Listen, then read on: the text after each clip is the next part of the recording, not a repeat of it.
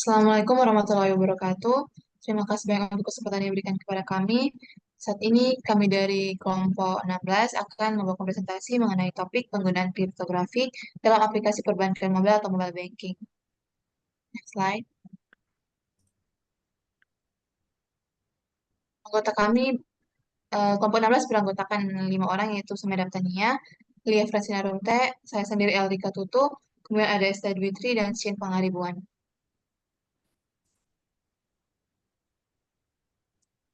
Nah, apa sih mobile banking itu? Jadi mobile banking itu adalah sebuah layanan perbankan mobile yang dilakukan melalui ponsel. Nah, sistem ini mempermudah berbagai transaksi tanpa memerlukan komunikasi langsung antara server bank dan pelanggan. Jadi m-banking ini di dalam m-banking ada proses transaksi bisnis, pemindahan dana, pembayaran tanpa harus pergi ke ATM atau kantor bank sehingga lebih cepat dan lebih efisien. Ada dua jenis eh, utama mobile banking, yaitu VIP Banking itu menggunakan aplikasi berbasis web untuk akses layanan perbankan. Kemudian ada SMS Banking yang memanfaatkan pesan rahasia yang dikirim melalui SMS untuk transaksi. Nah, mobile banking ini adalah langkah awal dalam transformasi bank menjadi penyedia layanan keuangan atau FSV yang berfungsi lebih dari sekedar tempat penyimpanan atau menarik uang. Next slide.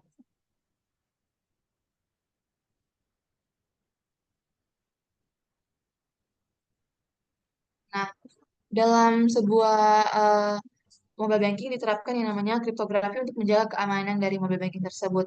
Nah, apa sih itu?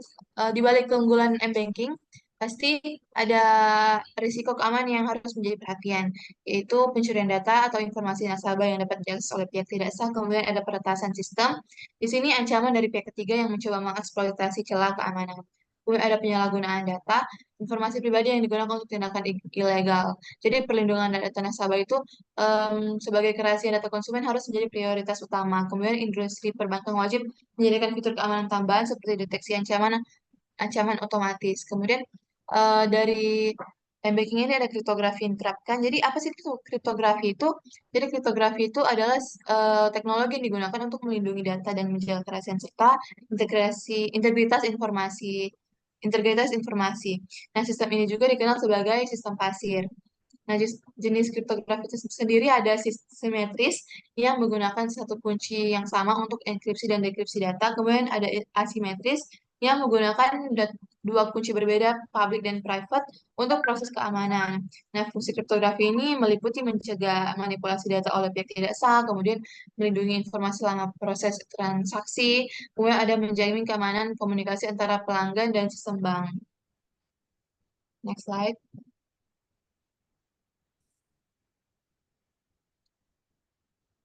Nah, salah satu keamanan yang diterapkan dalam eh, mobile banking adalah autentikasi, di mana autentikasi ini eh, adalah proses untuk memvalidasi identitas pengguna sebelum mengakses layanan mobile banking atau melakukan transaksi. Jadi sebelum transaksi, eh, autentikasi ini memastikan bahwa pengguna adalah pemilik akun yang sah.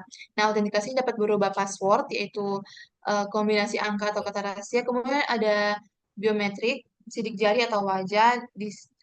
Kemudian ada OTP, di mana kode unik yang dikirim melalui SMS atau email untuk menyetujui transaksi. Kemudian informasi yang dikirimkan itu harus diautentikasi untuk keaslian dan waktu pengiriman.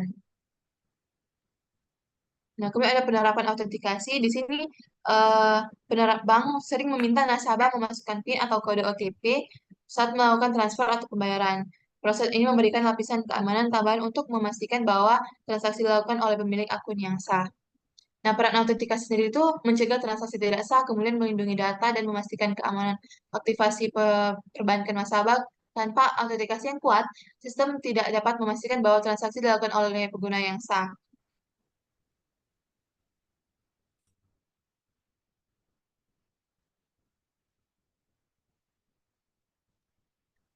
Kemudian masuk pada protokol keamanan jaringan, yaitu menggunakan metode Smart Authentication.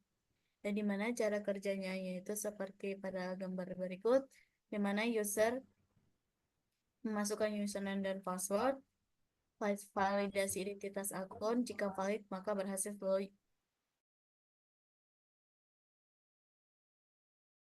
login aplikasi. Jika permintaan akan ditolak dan mencoba login kembali. Dalam metode Smart Authentication itu ada dua metode. Yang pertama adalah metode two-channel authentication, di mana menerapkan prinsip two-factor authentication dengan menjamin keamanan terhadap serangan langsung. Yang kedua ada QR Code, yang dimana menerapkan prinsip Smart Authentication yang menjamin kecepatan terhadap autentikasi dan juga memberikan jaminan keamanan, yaitu apabila seseorang akan menghitung nilai QR Code, maka diperlukan perangkat khusus untuk dapat membacanya sehingga tidak sembarang pihak dapat membaca nilai yang ada pada QR Code tersebut. Sistem autentikasi yang itu diusulkan menggunakan sistem autentikasi yang diusulkan menggunakan pendekatan yang berbasis QR Code yang dia dengan asumsi nasabah telah mendaftarkan nomor telepon dan menginstal aplikasi QR Code Reader saat registrasi. QR Code itu berfungsi ganda, yaitu ada sebagai metode login dan dikomunikasikan dengan PIN nasabah, serta pengganti token konvensional untuk transaksi finansial. Dalam transaksi proses QR Code itu berperan membangkitkan one-time password atau OTP melalui challenge response protokol yang diimplementasikan di sisi pengguna dan server. OTP yang dihasilkan itu berupa semua bilangan dari acak yang telah diuji kekuatannya oleh kriptografinya. Dan untuk meningkatkan keamanannya itu, sistem menerapkan two-channel authentication di mana dengan mengirimkan kode verifikasi melalui via SMS kepada nasabah. Dalam skema authentication-nya itu ada 13 tahap. Nasabah atau pengguna melakukan proses registrasi untuk dapat mengaktifkan layanan m-banking dengan mendatangi bank dengan mengisi formulir yang telah disediakan bank. Tahap pertama yaitu proses registrasi yang dimana nasabah akan mendaftarkan nomor telepon selulernya dan melakukan instalasi aplikasi pemindai QR Code pada smartphone Android miliknya. Yang kedua, bank akan menyimpan semua informasi mengenai dari pelanggan tersebut ke dalam database bank, termasuk dari password dan nilai rahasia yang akan digunakan untuk perhitungan OTP-nya. Yang dimana OTP itu akan dienkripsi oleh database server untuk melindungi data dari nasabah. Kemudian yang ketiga adalah pengguna melakukan proses login untuk dapat mengakses layanan banking menggunakan komputer milik nasabah. Yaitu pengguna itu menginputkan user ID dan password, kemudian dan meminta request untuk membagikan dari QR kodenya. Baru yang keempat itu database server itu akan memvalidasi terhadap user dan password dari nasabah. Yang kelima, QR kode itu dibangkitkan langsung muncul dari layanan komputer pengguna ya. Kemudian yang keenam, QR itu menggunakan pemindai QR kode yang telah diinstal pada registrasi awal-awal tadi. Kemudian yang ketujuh, QR kode yang telah dipindai itu menggunakan aplikasi QR kode dan menghitung dari nilai OTP-nya. Nilai OTP-nya itu dienkripsikan menggunakan algoritma AES-128, kemudian mengirimkan nilai OTP tersebut kepada server bank. Dan kemudian kedelapan itu database server bank akan melakukan validasi terhadap nilai OTP yang tadi. Kemudian 9 yaitu server akan membuktikan kode verifikasi atau VC terhadap tahap akhir dari autentikasi menggunakan jaringan GSM atau pada layanan SMS. Kode verifikasi itu berisi 6 digit angka yang dibangkitkan menggunakan OTP generator. Kemudian yang ke-10, kode verifikasi yang dikirimkan ke pengguna tadi itu menggunakan layanan SMS. Setelah itu, pengguna masukkan kode verifikasi ke web banking yang ada di komputer pengguna. Yang kemudian itu database itu melakukan validasi terhadap kode verifikasinya. Setelah melakukan tahap autentikasi, maka pengguna dapat menggunakan layanan banking yang telah disediakan.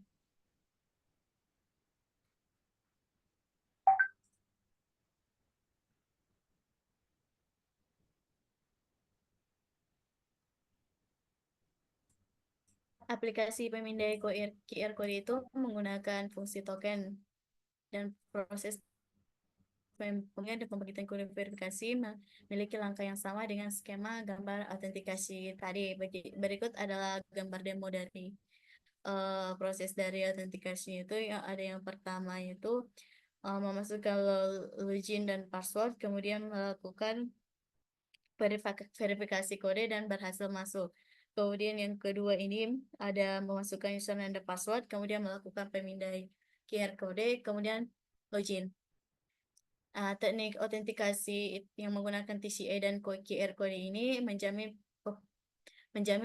pengguna peng- menjamin penggunaan dua jaringan komunikasi yang dimana penyerang tidak dapat memperoleh akses penuh terhadap akun m-banking dari nasabah tersebut. Jika seseorang ingin menyerang jika seseorang ingin melakukan penyerangan terhadap akun m-banking suatu nasabah, maka penyerang itu memerlukan ada empat empat poin itu. Yang pertama itu yang mengintip user ID dan password milik pengguna yang diperlukan untuk login ke website banknya. Kemudian yang kedua adalah memindai QR code yang dibagikan oleh website bank dengan menebak algoritma nomor rekening pengguna, password dan kunci yang digunakan sama dengan milik pengguna. Yang ketiga, mencuri smartphone tanpa diketahui pengguna dan memotong akses dengan menebak password aplikasi pemindai. Kemudian terakhir itu adalah mengetahui password pribadi dari smartphone pengguna untuk mengetahui SMS berisi dari kode verifikasi yang diterima.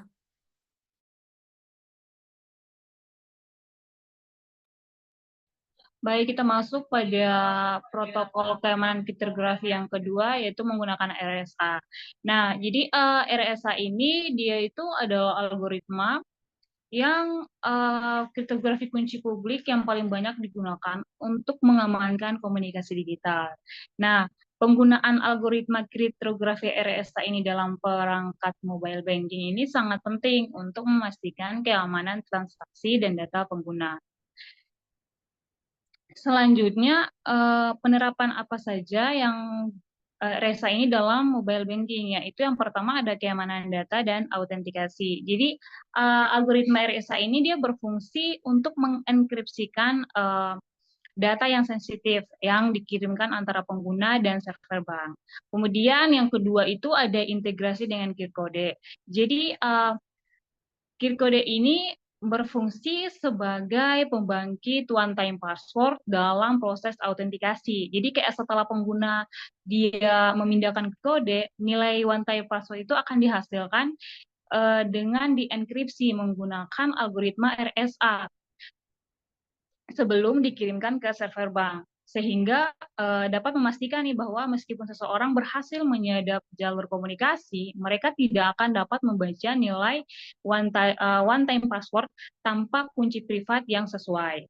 Kemudian yang ketiga yaitu ada proses autentikasi. Jadi dalam skema autentikasi yang sudah dijelaskan tadi, jadi RSA itu dapat digunakan sebagai bagian dari proses challenge response. Jadi setelah pengguna memindai QR code dan menghasilkan one-time password, server bank itu akan meminta nilai tersebut untuk divalidasi. Jadi sehingga RSA itu akan memastikan bahwa komunikasi itu tetap aman dengan mengenkripsi pesan yang dikirimkan antara pengguna dengan server bank. Nah, kemudian yang poin selanjutnya yaitu tentang perlindungan terhadap serangan.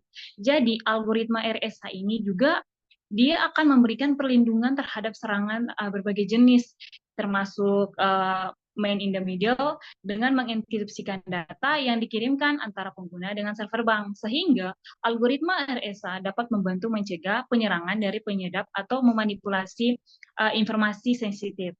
Jadi selain pengguna QR code juga sebagai pengganti token konvensional, mengurangi resiko pencurian secara fisik. Nah, boleh next.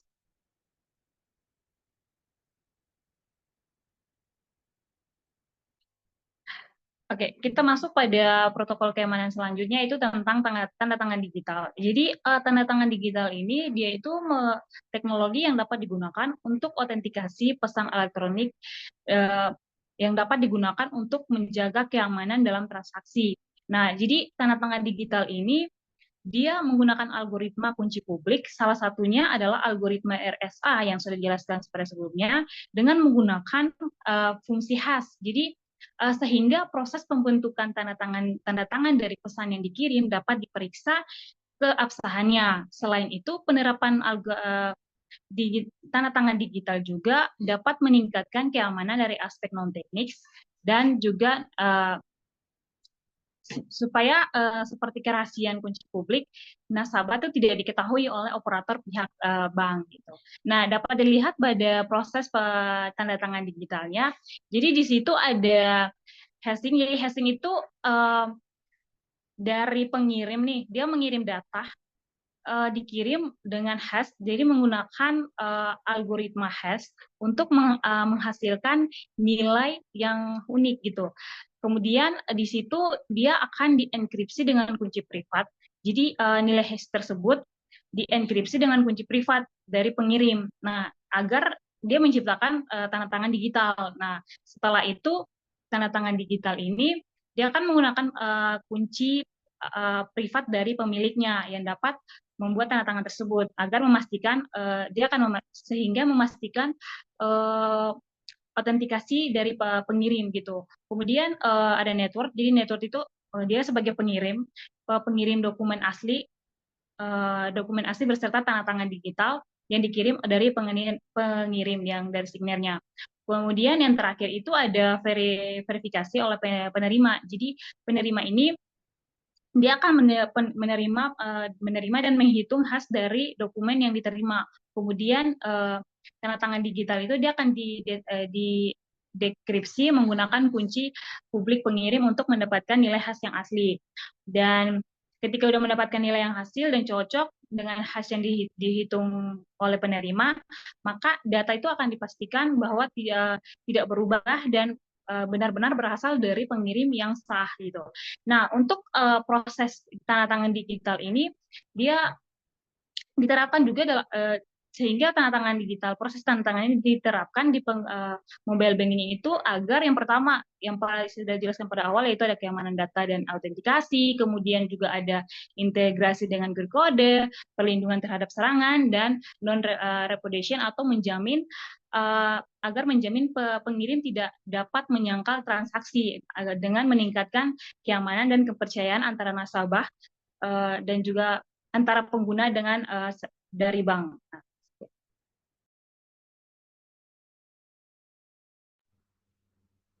Baik, sekarang kita masuk pada serangan pada aplikasi mobile banking.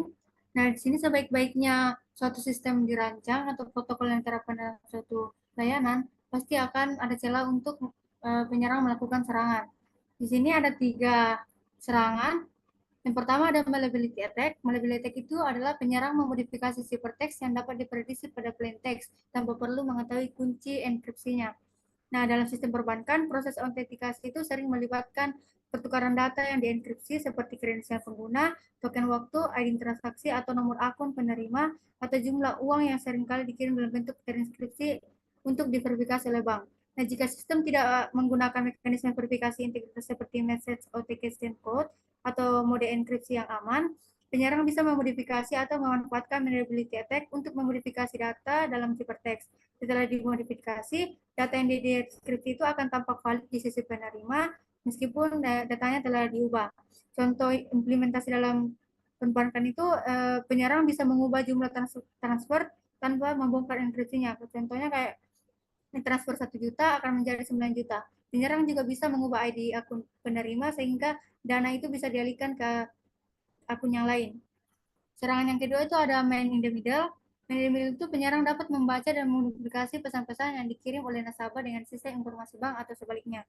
Nah, meskipun RSA itu menyediakan proteksi terhadap penyerangan password yang berkelanjutan, RSA mungkin bisa dikatakan gagal dalam penyediaan proteksi yang layak terhadap serangan bertipe man in the middle ini, karena penyerang dapat memanipulasi autentikasi dan aliran data antara user dan server.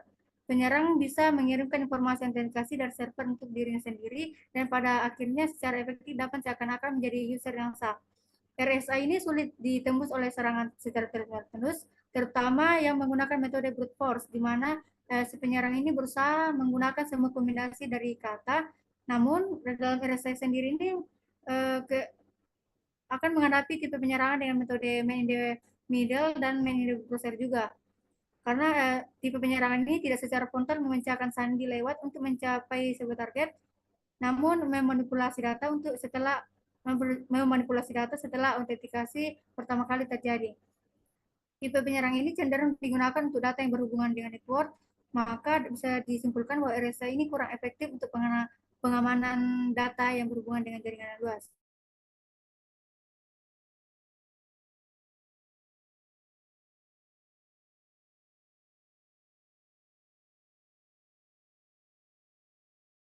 Dan mendapatkan akses ke akun nasabah jika suatu sistem itu tidak membatasi jumlah percobaan login atau tidak menerapkan penguncian akun setelah beberapa kali percobaan gagal.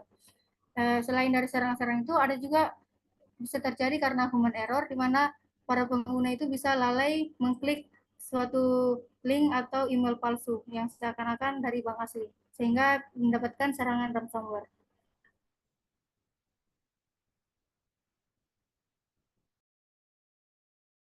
Jadi kita masuk pada proteksi internet banking. Jadi keamanan informasi data adalah tindakan yang diambil untuk melindungi informasi dan data dari kehilangan, perubahan, dan penyebaran yang disengaja atau tidak sengaja. Tujuan dari keamanan data adalah untuk mencegah kemungkinan terjadinya kerusakan material, mengurangi risiko penyalahgunaan data, dan mengurangi kemungkinan terjadinya kejahatan cybercrime. Kemudian untuk model keamanan internet banking, yang pertama ada digital certificate atau sertifikat digital yang dipergunakan untuk memvalidasi atau mengakui keabsahan atau legalitas antara pengguna dan sistem perbankan yang bersangkutan. Kedua ada one time password atau OTP.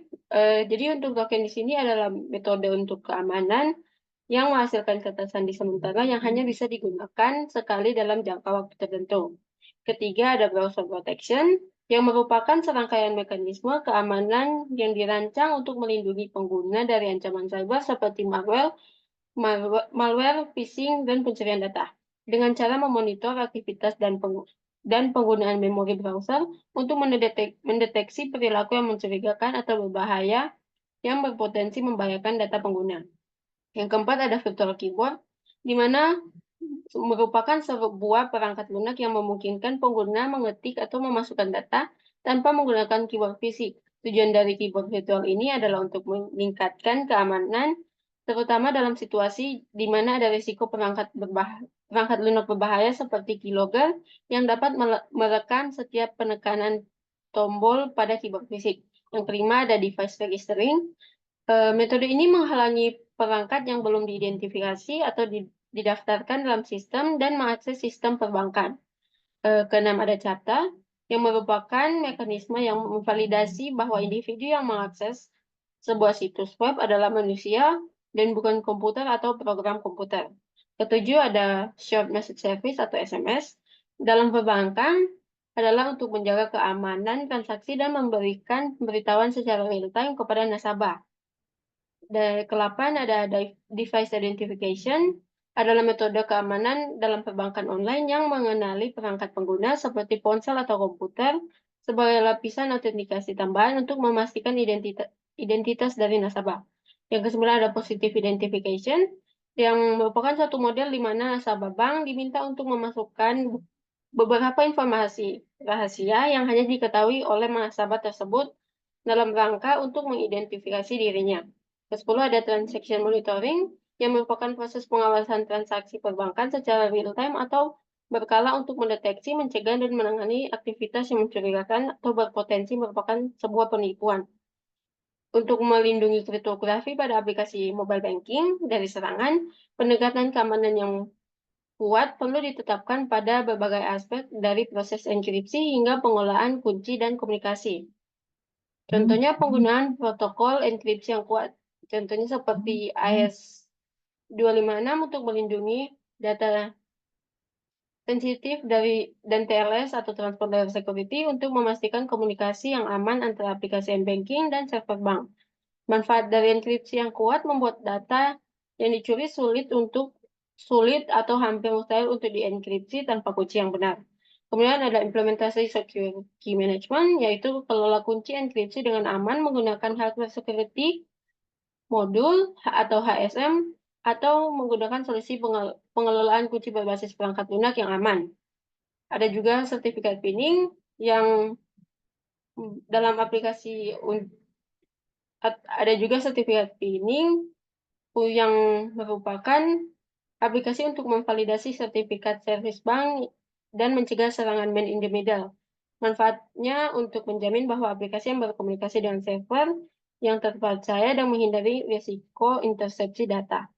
Kemudian ada penggunaan algoritma pertukaran kunci yang aman, yaitu menggunakan algoritma pertukaran kunci yang aman seperti Diffie-Hellman atau DH, atau elliptic curve Diffie-Hellman atau ECDH untuk mengamankan proses pertukaran kunci. Manfaatnya untuk menghindari pencurian kunci, salah pertukaran kunci, dan mempersulit penyerangan mengakses data. Slide berikutnya.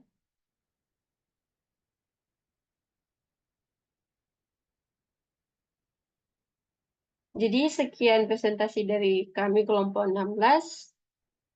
Kalau jika ada kesalahan, kiranya dimaafkan. Terima kasih.